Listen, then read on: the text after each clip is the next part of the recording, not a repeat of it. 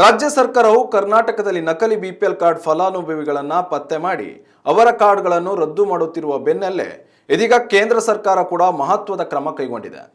Ration card ಡಿಜಿಟಲೀಕರಣ ವ್ಯವಸ್ಥೆ ಮೂಲಕ ಬರೋಬ್ಬರಿ 5.8 ಕೋಟಿ ಅಕ್ರಮ ಬಿಪಿಎಲ್ ಕಾರ್ಡ್ಗಳನ್ನು ದೇಶವ್ಯಾಪಿ ರದ್ದು ಮಾಡಲಾಗಿದೆ ಎಂದು ಕೇಂದ್ರ ಸರ್ಕಾರ ಮಾಹಿತಿ ನೀಡಿದೆ.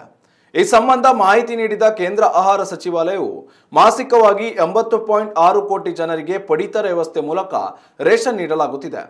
ಆದರೆ ನಕಲಿ ಕಾರ್ಡ್ದಾರರಿಂದ ಜಾಗತಿಕ ಆಹಾರ ಭದ್ರತಾ ಖಾತರಿ ಯೋಜನೆಯ ಸಮರ್ಪಕ ಅನುಷ್ಠಾನ ಸಾಧ್ಯವಿಲ್ಲವಾದ್ದರಿಂದ ಈ ಕ್ರಮ ಕೈಗೊಳ್ಳಲಾಗಿದೆ ಎಂದು ಹೇಳಿದೆ. ಇನ್ನು ರೇಷನ್ ಪಡೆಯಲು ನ್ಯಾಯಬೆಲೆ ಅಂಗಡಿಗಳಿಗೆ ಬಂದ ಸಂದರ್ಭದಲ್ಲಿ ಕಾರ್ಡ್ಗಳನ್ನು ರದ್ದುಗೊಳಿಸಲಾಗುತ್ತಿದೆ. ಆಧಾರ್ ವೆರಿಫಿಕೇಶನ್ ಹಾಗೂ EKYC ವಿಧಾನಗಳನ್ನು ಬಳಕೆ ಮಾಡಿ ಅನರ್ಹರನ್ನ ಬಿಪಿಎಲ್ ಗುಂಪಿನಿಂದ ಹೊರತಳ್ಳಲಾಗುತ್ತಿದೆ.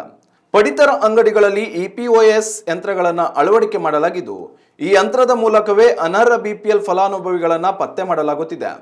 ಈ ಮೂಲಕ ಪಡಿತರ ಸೋರಿಕೆಗೆ ಬ್ರೇಕ್ ಹಾಕುವ ದಿಟ್ಟ ಕ್ರಮವನ್ನು ಕೇಂದ್ರ ಸರ್ಕಾರ ಕೈಗೊಂಡಿದೆ.